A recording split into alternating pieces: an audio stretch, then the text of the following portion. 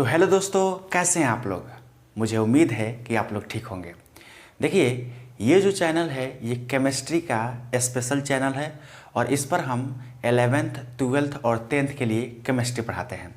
यदि आप इस चैनल पर नए हैं तो इस चैनल को सब्सक्राइब ज़रूर कर लीजिएगा। हम लोग क्लास 12th केमिस्ट्री के एक बहुत ही शानदार चैप्टर के सीरीज में हैं जिसका नाम है सॉल्यूशन। ये यूनिट नंबर 2 है और इसे हम हिंदी में विलियन भी कहते हैं। और आज ये विलियन का चौथा वीडियो है। हम लोग पिछले 3 वीडियो से सॉल्यूशन का बेसिक और कुछ कॉन्सेंट्रेशन टर्म पढ़ रहे हैं, जिसमें मास percent, volume percent, mass volume percent और पीपीएम जैसे कॉन्सेंट्रेशन टर्म पढ़ चुके हैं।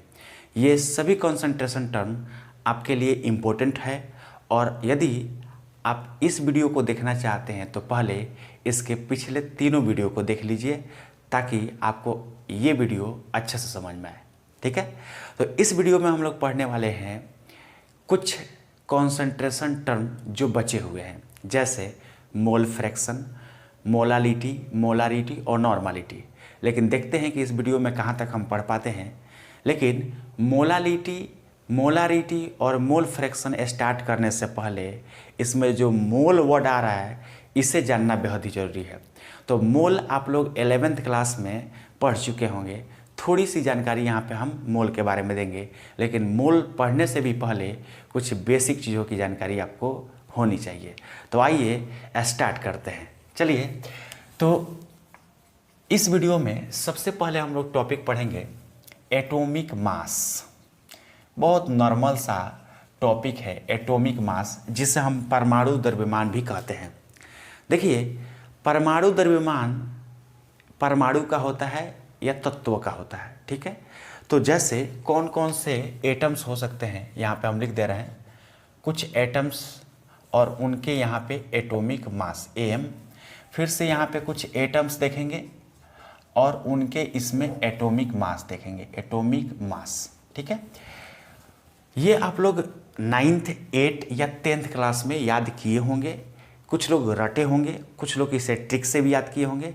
लेकिन कम से कम आपको 20 या 30 तक, मतलब 20 या 30 जिनका परमाणु संख्या है, एटॉमिक नंबर है, उतने तत्वों का मास आपको याद होना चाहिए। चलिए हम स्टार्ट करते हैं। जैसे हाइड्रोजन भी एक एटम है, यानी तत्व है। इसको एलिमेंट भी आप बोल सकते हैं। ठीक है, एलिमेंट्स का ही छोटा रूप होता है एटम। तो हाइड्रोजन हो गया, हीलियम हो गया, लिथियम हो गया, इसके बेरिलियम बोरॉन, ऐसे कार्बन हो गया, नाइट्रोजन हो गया। कुछ ही चीज़ों का लिख रहे हैं, नाइट्रोजन, ऑक्सीजन है ना, ऑक्सीजन हो गया, नियॉन हो गया। इसमें हम लिख दे रहे हैं sodium, magnesium, aluminium, silicon, phosphorus, sulphur, इन सब की ज़रूरत पड़ेगी। और क्लोरीन, ब्रोमीन और भी तत्व हो सकते हैं। ठीक है, तो कुछ तत्वों को आप याद कर लीजिएगा खुद से और कुछ तत्वों का हम खुद बता दे रहे हैं। ठीक है, तो देखिए, इनका एटॉमिक नंबर होता है 1, इसका 2, इसका 3, इसका 6, इसका 7, इसका 8, इसका 10, इसका 11 होता है, इसका 12, इसका 13, इसका 14, इसका 15, 16 और इस 17, और ये ब्रोमीन का शायद 80 होता है। ठीक है, देखिए, हाइड्रोजन का जो एटॉमिक मास होता है वो 1 ही होता है। हीलियम का होता है वो 4 होता है। लिथियम का होता है 7। कार्बन का होता है 12। देखिए, 12 होता नहीं है, अप्रोक्स 12 होता है। आप जब किसी किताब में या बुक में देखिएगा तो वहाँ पे पॉइंट में लिखा रहता है 12 पॉइंट कुछ, 7 पॉइंट कुछ, 6 पॉइंट कुछ। तो पॉइंट वाला याद करना बड़ा मुश्किल होगा, इसीलिए हम वो टर्म बता रहे हैं जो आपको याद हो सके। ठीक है, तो अप्रोक्स लेकर चलेंगे। तो इसका कितना होगा 12, नाइट्रोजन का होता है 15, ऑक्सीजन का होगा 16, इसका होता है 20। ठीक है, सोडियम का होगा 23, मैग्नीशियम का होगा 24, एल्युमिनियम का होगा 27, सिलिकॉन का होगा 28, इसका होगा 31, सल्फर का होगा 32, क्लोरीन का होगा 35, ये 35.5 होता है, लेकिन 35 याद रखिएगा, अप्रोक्स कितना याद रखना है 35। ब्रोमीन का होता है सॉरी, इसका 80 तो परमाणु संख्या नहीं होता है, ब्रोमीन का 80 होता है मास। ठीक है, आप कुछ चीज़ों का और भी याद रख सकते हैं। अच्छा, हम फटाफट इसे कैसे लिख दिए, ये भी आप सोच रहे होंगे। तो या तो आप याद कीजिए या एक ट्रिक बता दे रहे हैं।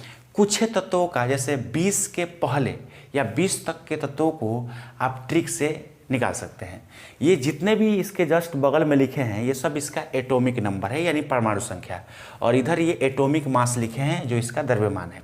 देखिए, एक ट्रिक याद रखिएगा, यहाँ पे बता दे रहे हैं। ट्रिक क्या है कि यदि किसी तत्व का एटॉमिक नंबर इवन है, इवन मतलब होता है सम, और सम संख्या का मतलब होता है जोड़ा में। जैसे ये 2, ये 6, ये 8, ये 10, ये जोड़ा में है। तो यदि किसी तत्व का या परमाणु का एटॉमिक नंबर इवन है तो उसमें 2 से गुणा कर देंगे तो एटॉमिक मास आ जाएगा। ठीक है, जैसे देखिए यहाँ पे हीलियम का 2 है, 2 एक इवन नंबर है, तो 2 में 2 से गुणा करेंगे तो 4 आएगा। यहाँ पे कार्बन का 6 है, 6 एक इवन नंबर है, और इवन में 2 से गुणा करेंगे 6 दूना 12 आएगा। नियॉन का 10 है, चाहे ऑक्सीजन का 8 है, तो 8 है तो ये एक इवन है, और इवन में 2 से गुणा करेंगे तो 16 आएगा। लेकिन अगर यही एटॉमिक नंबर ऑड आ जाए, ऑड मतलब जोड़ा में नहीं, जैसे 1, 3, 5, 7, 11, ये जोड़ा में नहीं होता है, तो इसमें 2 से गुणा कर देना है और 1 जोड़ देना है, ये आ जाएगा एटॉमिक मास। ये आप ट्रिक याद रखिएगा तो कुछ काम आएगा। ये एटॉमिक मास है। ठीक है, एम का मतलब एटॉमिक मास। तो इवन हो तो 2 से गुणा करना है, ऑड हो तो 2 से गुणा करके 1 जोड़ देना है। जैसे यहाँ पे लिथियम का एटॉमिक नंबर 3 है, 3 एक ऑड नंबर होता है, जोड़ा में तो नहीं है, तो इसमें 2 से गुणा करेंगे तो 6 और 1 जोड़ देंगे तो 7। जैसे नाइट्रोजन का 7 है, 7 एक ऑड संख्या है, मतलब ऑड नंबर है, तो 7 में 2 से गुणा कीजिए 14 और 1 जोड़ दीजिए 15। तो आप ऐसे निकाल सकते हैं। जैसे सिलिकॉन का 14 है, तो 14 एक इवन नंबर है, इसमें 2 से गुणा कर दीजिए 28।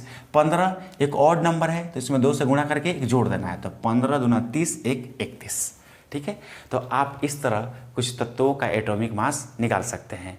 यदि आप चाहते हैं कि सभी तत्व या परमाणु का एटॉमिक मास याद रखें तो आप पीरियोडिक टेबल में जाकर याद कर सकते हैं, या जिसकी ज़रूरत पड़े उसे ही याद कर सकते हैं। ठीक है, तो आप इसे नोट कर लीजिए।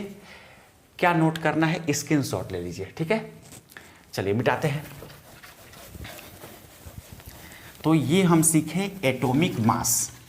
ठीक है, इवन तो 2 से गुणा करना है, और ऑड हो तो 2 से गुणा करके 1 जोड़ देना है, और इवन और ऑड क्या देखना है, एटॉमिक नंबर। ठीक है, अच्छा, इसी से रिलेटेड एक और टॉपिक होता है मोलर मास।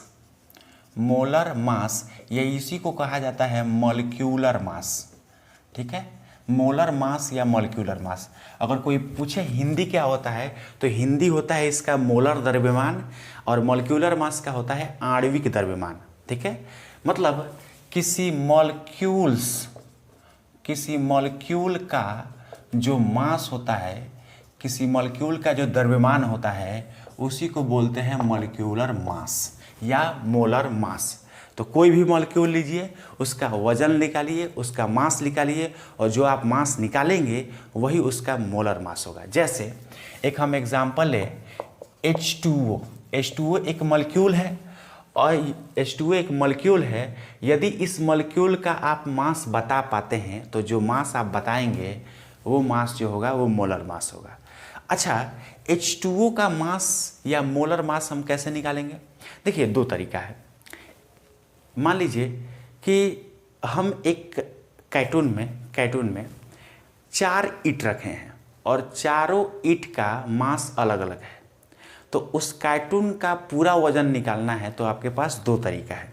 एक तरीका है कि कार्टून को पूरा उठाइए और किसी तराजू पे जाकर रखिए और उसका वजन आपको पता चल जाएगा। या दूसरा तरीका है कि उस कार्टून में जितने भी ईंट हैं उनको अलग अलग वजन करके जोड़ देंगे तो पूरा कार्टून का आ जाएगा। बात समझ में आ रही है? उसी तरह H2O का भी है। अगर H2O का मास निकालना है तो इस पूरे H2O के मॉलिक्यूल को तराजू पे चढ़ाइए। तराजू पे चढ़ा देंगे तो हो सकता है आपको मास मिल जाए। लेकिन यदि आप तराजू पे नहीं चढ़ा सकते हैं तो आप इसमें जितने भी अलग अलग परमाणु हैं उनका मास उनके नंबर के अनुसार जोड़ दीजिए, आपका आ जाएगा।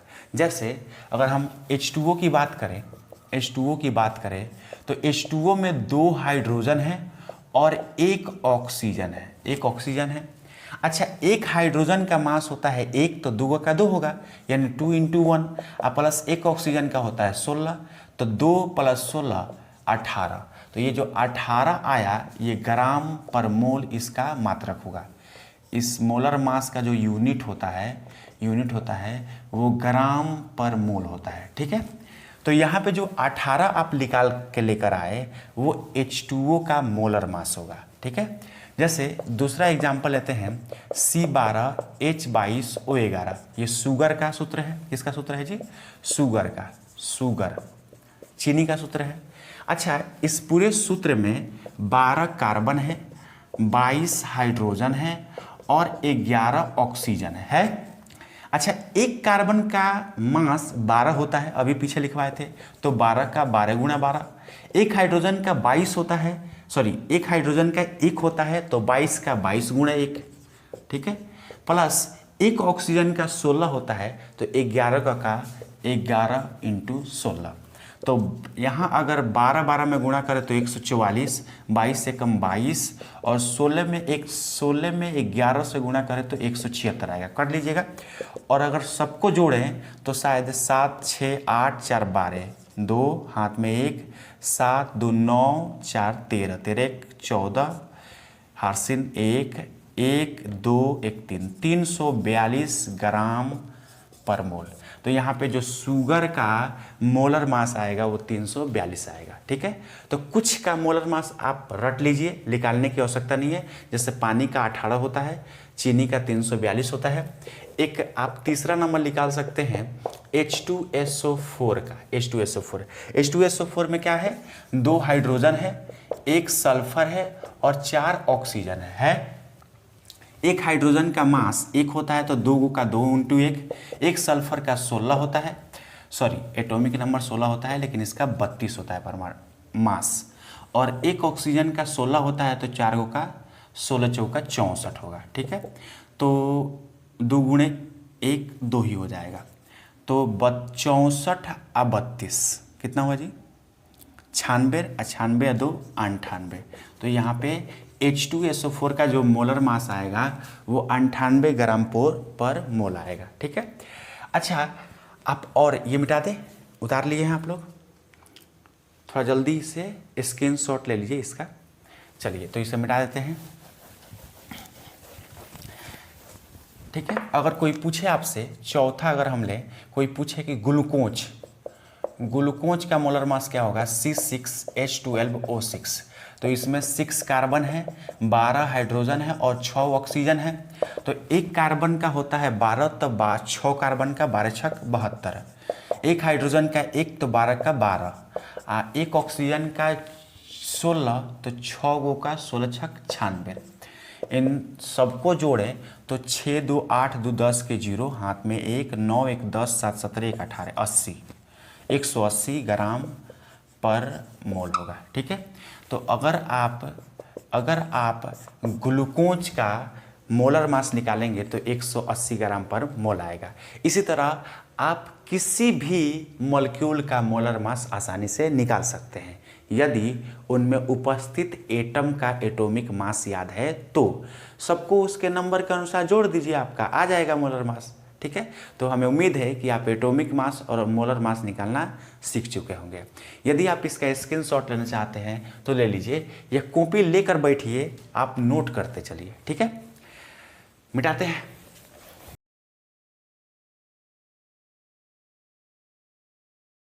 वाले हैं मोल। भैया मोल क्या होता है यदि आपको जानना है तो इसके लिए आपको 11th पढ़ना होगा खूब अच्छे तरीक़ा से।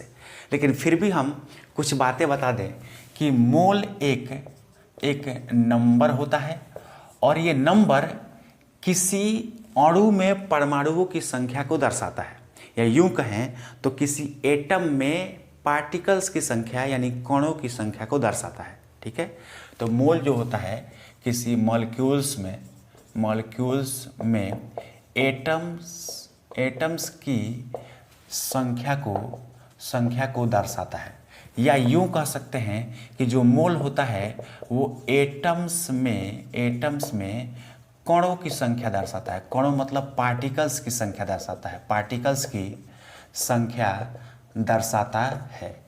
तो मोल एक नंबर है और ये नंबर किसी मॉलिक्यूल में एटम के संख्या को दर्शाता है या किसी एटम में पार्टिकल्स की संख्या को दर्शाता है। याद रखिएगा, एक मोल में होता है 6.022 × 10⁻23, ठीक है। एक मोल में इतना नंबर होता है। अच्छा, आप लोग दर्जन का नाम सुने होंगे, ठीक है। जैसे हम लोग केला वाला खरीदते हैं तो दर्जन में खरीदते हैं, तो जैसे एक दर्जन बोलने पर 12 महसूस होता है। जैसे एक दर्जन केला बोले तो 12 गो केला महसूस होगा, एक दर्जन पेन बोले तो 12 गो पेन महसूस होगा, ठीक है। वैसे ही एक मोल कोई क्वांटिटी बोला जाता है तो उसका मतलब होता है 6.022 × 10⁻23 गो वो चीज़ है। जैसे हम बोले कि एक मोल केला लाओ, तो एक मोल केला लाने का मतलब ये हुआ कि वह व्यक्ति 6.022 × 10⁻23 गो केला लाएगा। और ये इतना ज़्यादा केला होगा कि पूरे अगर बिहार के लोग मिलकर इसके खाएं तो शायद सधाना मुश्किल हो जाएगा। तो ये नंबर बहुत बड़ा है, ये जो नंबर है बहुत बड़ा है और इसका अंदाज़ा आप नहीं लगा सकते हैं। अगर इसे जानना है तो आपको मोल का लेक्चर देखना पड़ेगा, वो भी डिटेल, ठीक है। तो चलिए, यहाँ पे हमको उतना नहीं जानना है, तो मोल समझ गए। अब देखिए मोल कैसे हम निकालेंगे, ठीक है। तो मोल निकालने का फॉर्मूला जानना बेहद ज़रूरी है। अगर मोल निकालना है किसी भी पदार्थ का, किसी भी सब्सटेंस का मोल निकालना है तो उसके दिए गए अमाउंट को देखिए, मतलब दिया गया मास, ठीक है। जैसे हम ये बताते हैं, तो मोल निकालने के लिए होता है सब्सटेंस का दिया गया मास, जो भी क्वेश्चन में द्रव्यमान दिया गया हो वो, बटे उस सब्सटेंस का मोलर मास। अगर आप इन दोनों को भाग दे देते हैं तो उस सब्सटेंस का मोल आ जाएगा, ठीक है। जैसे हम यहाँ पे एक एग्जाम्पल दे देते हैं, ध्यान से देखिएगा। एक एग्जाम्पल दे देते हैं कि कैसे हम निकालेंगे। अगर कहा जाए कि 2 ग्राम H2O के मोलों की संख्या निकालें। मोलों की संख्या क्या होगा वो बताएं। कितना बोल रहा है? 2 ग्राम H2O के मोलों की संख्या पूछ रहा है। तो दिया गया क्वेश्चन में मास कितना है? 2 ग्राम। और किसका पूछ रहा है? H2O का, ठीक है। तो मोल निकालना है तो ऊपर रख देंगे दिया गया मास, तो दिया गया मास 2 है। अब बटे नीचे उस सब्सटेंस का मोलर मास। तो यहाँ पे सब्सटेंस क्या है, पदार्थ क्या है? H2O। तो H2O का नीचे मोलर मास रख देंगे। अब H2O का मोलर मास कितना होता है? 18 ग्राम पर मोल होता है ना। तो यहाँ पे 2 ग्राम ये दिया है, 18 ग्राम पर मोल होता है इसका मोलर मास। इससे ये कट जाएगा 9 बार में, ग्राम से ग्राम कट जाएगा, पर मोल है तो ऊपर मोल हो जाएगा, तो 1/9 मोल आंसर हो जाएगा, ठीक है। जैसे एक और क्वेश्चन कह सकता है, यहाँ पे कह दिया जाए कि 34.2 ग्राम शुगर के मोलों की संख्या निकाले। क्या निकाले? मोलों की संख्या बताएं। तो यदि 34.2 ग्राम शुगर में मोलों की संख्या पूछ रहा है तो सिंपल फार्मूला है मोल निकालने का। दिया गया मास कितना है? 34.2, तो 34.2 दिया गया है। और यहाँ पे पदार्थ क्या है? पदार्थ शुगर है। 34.2 ग्राम शुगर दे रखा है, तो दिया गया मास 34.2 है और पदार्थ है शुगर का मोलर मास 342 होता है। अब यहाँ पे पॉइंट हटेगा तो एक नीचे 0 आएगा। 342 से कम 342, ऊपर कुछ नहीं बचा तो 1, नीचे 1 पे 1 0, 10, ये आ जाएगा 0.1 मोल आंसर, ठीक है। यहाँ पे याद रखिएगा मोल का यूनिट जो होता है, मात्रक जो होता है वो MOL मोल होता है, ठीक है। तो मोल का मात्रक मोल ही होता है। अगर मोल को लिखना हो तो ऐसे लिखेंगे, अगर मात्रक लिखना हो तो ऐसे लिखेंगे। बात समझ में आई। तो मोल का एक ये खास फार्मूला है, याद रखिएगा, दिया गया मास बटे उस सब्सटेंस का मोलर मास। चलिए एक और फार्मूला है इसका, दिखाते हैं आपको, इसे नोट कर लीजिएगा, ठीक है। हम रुक नहीं रहे हैं, आप स्टॉप करके नोट कर सकते हैं। देखिए एक और यहाँ पे मोल का फार्मूला है।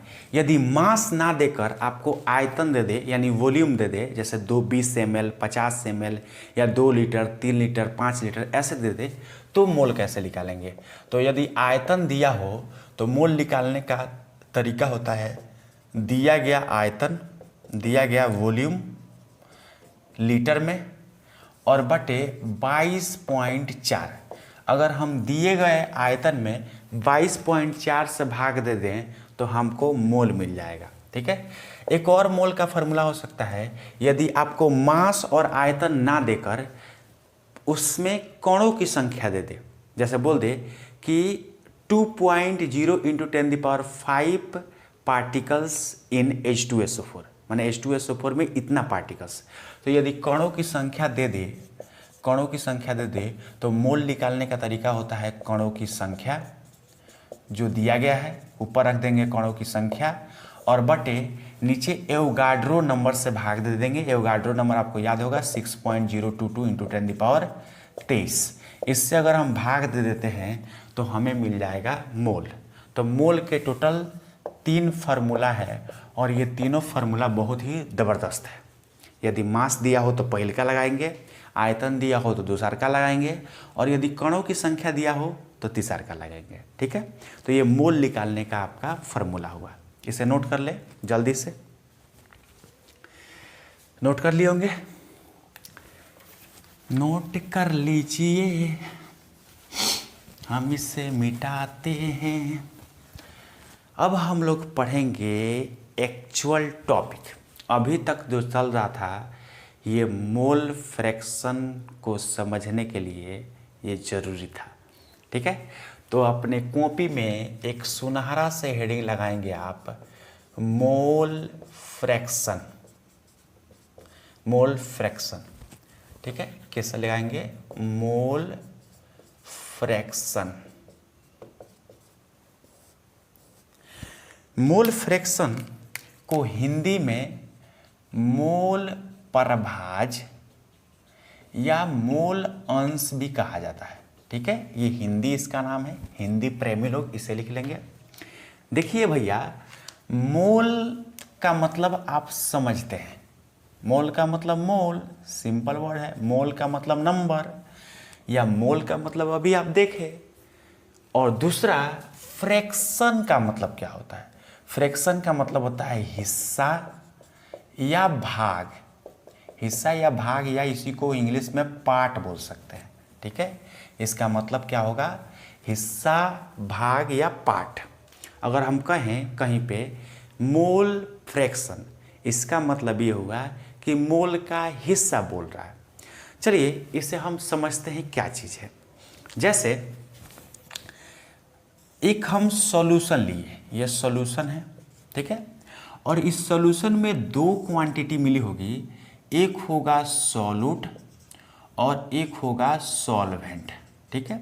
यदि सॉल्यूट या सॉल्वेंट इसमें मिला है तो सॉल्यूट के भी कुछ मोल होंगे और सॉल्वेंट का भी कुछ मोल होंगे।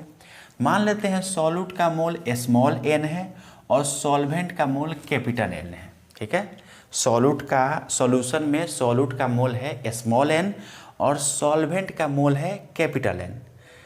अच्छा, अगर हम पूछे कि टोटल सॉल्यूशन का मोल कितना है तो small n plus capital N, ठीक है। अब हम आपसे एक क्वेश्चन पूछे कि भैया जो सॉल्यूट आप n मोल इसमें मिलाए हुए हैं, इसका हिस्सा इसमें क्या है, हिस्सा क्या है। तो आप बोलेंगे कि सर इसमें हिस्सा निकालने का तरीका समझा दीजिए, हम बता देंगे कि हिस्सा क्या होता है। चलिए हम हिस्सा निकालने का तरीका बताते हैं। जैसे मान लो कि एक क्लासरूम है और इस क्लासरूम में टोटल बच्चे 100 हैं। कितने हैं, 100। और इसमें 50 बॉयज़ हैं और 50 गर्ल्स हैं। कितने गर्ल्स हैं, 50 लड़के और 50 लड़कियां। अगर हम आपसे पूछें कि इसमें कितना भाग या कितना हिस्सा जो है लड़के हैं और कितना हिस्सा लड़कियां हैं, तो आप बोलेंगे कि इस पूरे रूम में आधा हिस्सा लड़कियां और आधा हिस्सा लड़के हैं। आप निकाले कैसे? आप क्या किए कि अगर हम लड़कों का हिस्सा निकालना चाहते हैं तो लड़कों के संख्या में टोटल से भाग दे देंगे। तो 50 लड़कों की संख्या है और टोटल 100 है, तो भाग देंगे तो आधा आएगा और आधा हिस्सा हो गया लड़कों का। अगर लड़कियों का निकालना है तो लड़कियों की संख्या बटे टोटल, तो ये आ जाएगा हाफ और हाफ लड़की है। ठीक है, समझ में आया? तो हिस्सा निकालने का सिंपल तरीका है कि जितना उसकी संख्या है बटे टोटल कर दीजिए, उसका हिस्सा आ जाएगा। अब हम यहाँ पे पूछे कि सॉल्यूट के मोल का इसमें कितना हिस्सा है, तो सॉल्यूट के मोल कितना है? स्मॉल n, तो स्मॉल n ऊपर रहेगा। और टोटल मोल कितने हैं? n प्लस n, तो n प्लस n से अगर हम भाग दे देते हैं तो ये आ जाएगा सॉल्यूट के मोल का हिस्सा, सॉल्यूट के मोल का हिस्सा आ जाएगा। अगर हम चाहते हैं कि नहीं हम सॉल्वेंट के मोल का हिस्सा निकालें, तो सॉल्वेंट का मोल का हिस्सा निकाल लेंगे। तो सॉल्वेंट कितना है? n, तो n सॉल्वेंट है और बटे टोटल कितना है? n plus n। ये जो आया ये आया सॉल्वेंट के मोल का हिस्सा। आया कि नहीं आया? तो इसी हिस्सा को हम बोलते हैं मोल फ्रैक्शन। ठीक है, मतलब क्या कि किसी सॉल्यूशन में सॉल्यूट या सॉल्वेंट किसी भी एक कंपोनेंट, कोई भी एक कंपोनेंट के मोल का कितना हिस्सा इसमें है, कितना भाग है, कितना अंश है, पार्ट है, उसी को तो कहते हैं मोल फ्रैक्शन। ठीक है, तो किसी सॉल्यूशन में उपस्थित किसी भी कंपोनेंट के मोल का जो अंश होता है या हिस्सा होता है उसी को बोलते हैं मोल फ्रैक्शन। और निकालने का क्या तरीका है? जिसका निकालना है उसका मोल ऊपर और बटे टोटल मोल कर देंगे, आ जाएगा। ठीक है, तो चलिए इसका हम डेफिनेशन लिख रहे हैं, मोल फ्रैक्शन का। ये मिटाते हैं, इसका हम डेफिनेशन लिख रहे हैं। एक बात याद रखिएगा कि इसका मतलब होता है हिस्सा या भाग या पार्ट। ठीक है, ये बात आपको याद रखना पड़ेगा। एक और बात, मोल फ्रैक्शन को हम काई से सूचित करते हैं। काई एक्स की तरह ही बनता है, थोड़ा सा टेढ़ा होता है, इसे हम CHI काई बोलते हैं। काई से हम सूचित करते हैं, डिनोट करते हैं। ठीक है, सूचित करते हैं। यदि मान लीजिए कि आपको सॉल्यूट का मोल फ्रैक्शन निकालना है तो हम काई यहाँ पे बगल में सॉल्यूट लिखेंगे, और यदि आपको सॉल्वेंट का निकालना है तो काई सॉल्वेंट लिखेंगे। ठीक है, तो अगर ऐसा लिखा होगा तो समझेंगे कि सॉल्यूट का मोल फ्रैक्शन है, ऐसा लिखा होगा तो समझेंगे सॉल्वेंट का मोल फ्रैक्शन है। ठीक है, अब मोल फ्रैक्शन का परिभाषा क्या होगा? किसी सॉल्यूशन में उपस्थित किसी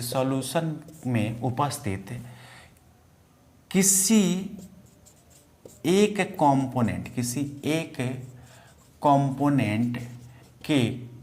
कंपोनेंट का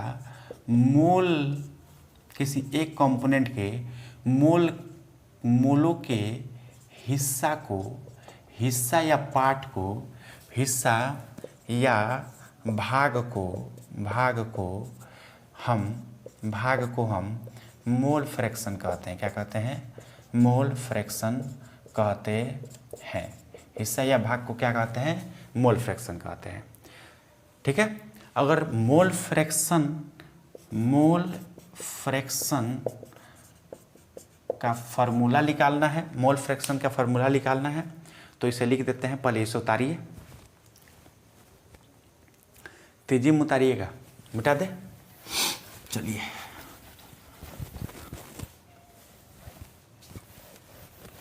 यदि आपको मोल फ्रैक्शन का फॉर्मूला निकालना है तो मोल फ्रैक्शन, अच्छा सॉल्यूट और सॉल्वेंट दोनों का निकल सकता है। तो सॉल्यूट का निकालना है, इसी को हम बोलेंगे काई सॉल्यूट। ठीक है, तो ऊपर हो जाएगा मोल्स ऑफ सॉल्यूट, नीचे बटे फिर से मोल्स ऑफ सॉल्यूट, ठीक है, plus moles of solvent, moles of solvent, यानी यहाँ पे सॉल्यूट और सॉल्वेंट के मोल्स को जोड़कर भाग दे देंगे सॉल्यूट के मोल में, ठीक है, ये ऐसा हो जाएगा। यदि हम सॉल्यूट के मोल को स्मॉल n माने, यदि हम सॉल्यूट के मोल को स्मॉल n और सॉल्वेंट के मोल को कैपिटल N माने, तो यहाँ पे काई सॉल्यूट हो जाएगा स्मॉल n बटे small n plus capital N। इस फार्मूला को याद रखिएगा क्योंकि ये बोर्ड में बहुत पूछे जाते हैं। लेकिन वही अगर सॉल्वेंट का निकालना हो तो मोल फ्रैक्शन ऑफ सॉल्वेंट, तो ऊपर हो जाएगा सॉल्वेंट का मोल, तो सॉल्वेंट का मोल कैपिटल N बटे टोटल मोल, तो total mole N plus N, ये हो जाएगा सॉल्वेंट का मोल फ्रैक्शन। अच्छा, अगर मोल फ्रैक्शन का कोई यूनिट पूछे, मोल फ्रैक्शन का कोई यूनिट पूछे, मात्रक पूछे, कोई मात्रक पूछे, तो ऊपर भी मोल नीचे भी मोल, तो मोल और मोल कट जाएंगे, यानी यह यूनिट लेस होता है, इसका कोई मात्रक नहीं होता है, ठीक है। तो इस बात को आप याद रखिएगा, इसे जल्दी से जल्दी नोट करें।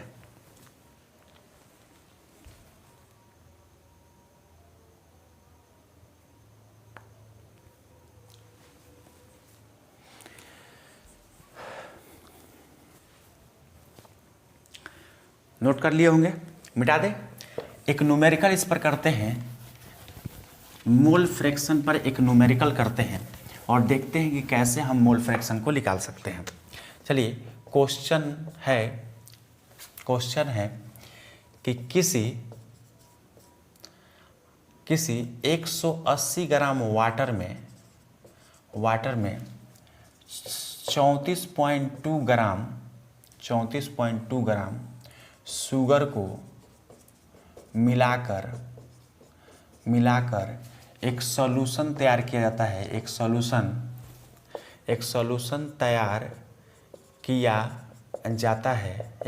तैयार किया जाता है, तो इस सॉल्यूशन में सॉल्यूट क्या होगा, शुगर होगा, सॉल्यूट का मोल फ्रैक्शन निकालें। मोल फ्रैक्शन क्या होगा ये बताना है, मोल फ्रैक्शन, ठीक है। तो 180 ग्राम वाटर में 34.2 ग्राम शुगर को मिलाया गया है, तो इस पूरे सॉल्यूशन बना उसमें सॉल्यूट का मोल फ्रैक्शन क्या होगा, इसे ही आपको निकालना है। सबसे पहले देख लेते हैं कि कौन सॉल्वेंट है कौन सॉल्यूट है। तो सॉल्यूशन करने चलते हैं, मतलब इस क्वेश्चन का। देखिए, वाटर में शुगर मिलाया गया है तो शुगर सॉल्यूट होगा, वाटर सॉल्वेंट होगा। तो अगर हम बात करें कि सॉल्यूट की, तो सॉल्यूट शुगर होगा और उसका क्या दे रखा है, मास। तो यहाँ पे मास ऑफ सॉल्यूट दे रखा है 34.2 ग्राम। अच्छा, ये वाटर सॉल्वेंट होगा और इसका मास 180 दे रखा है, तो मास ऑफ सॉल्वेंट जो वाटर है उसका 180 ग्राम दे रखा है। अच्छा, मोल फ्रैक्शन में दोनों की मोल जरूरत पड़ेगी, तो यहाँ पे इसका भी मोल निकाल लेंगे और इसका भी मोल निकाल लेंगे, ठीक है। कैसे निकालेंगे, मोल होता है दिया गया द्रव्यमान यानी दिया गया मास बटे मोलर मास। तो दिया गया मास है 34.2 बटे चीनी का मोलर मास, सॉल्यूट शुगर है और शुगर का मोलर मास 342 होता है। अगर इसको कटाएं तो पॉइंट से एक जीरो आएगा और 342 से कम 342 वन 1/10 आएगा, ठीक है। तो इसका आ गया 1/10 मोल। अच्छा, वाटर का निकालें तो दिया गया मास 180 है, अब बटे इसका मोलर मास होता है 18, तो 18 दहिया के 180 मोल, ठीक है। तो 10 आ गया। अब अगर हम मोल फ्रैक्शन सॉल्यूट का निकालें तो ऊपर सॉल्यूट का मोल बटे नीचे फिर से सॉल्यूट का मोल बटे प्लस सॉल्वेंट का मोल, काई सॉल्यूट यानी सॉल्यूट का मोल फ्रैक्शन निकालने जाए तो सॉल्यूट का मोल ऊपर रहेगा, फिर नीचे सॉल्यूट का फिर से मोल प्लस सॉल्वेंट का मोल, ठीक है। सॉल्यूट का मोल 1/10 दे रखा है, बटे फिर से सॉल्यूट का मोल है तो 1/10 प्लस सॉल्वेंट का मोल 10, ठीक है। 1/10 ऐसे ही रहेगा, इसको इसमें गुणा करेंगे तो 10 जगह 100, 101/10, 10 से 10 कट जाएगा, बचेगा 101 और ये हो जाएगा सॉल्यूट का मोल फ्रैक्शन। ठीक है, तो आज हम लोग मोल पढ़े, मोलर मास पढ़े, एटॉमिक मास पढ़े और लास्ट में मोल फ्रैक्शन पढ़े। मोल फ्रैक्शन आपके लिए बहुत ही इंपॉर्टेंट है क्योंकि आगे चलकर जब हम राउल्ट का नियम, हेनरी का नियम, आइडियल नॉन आइडियल सॉल्यूशन पढ़ेंगे तो वहाँ पे मोल फ्रैक्शन की आवश्यकता काफ़ी ज़्यादा पड़ेगी। ठीक है, तो आज के लिए इतना ही, मिलते हैं नेक्स्ट वीडियो में।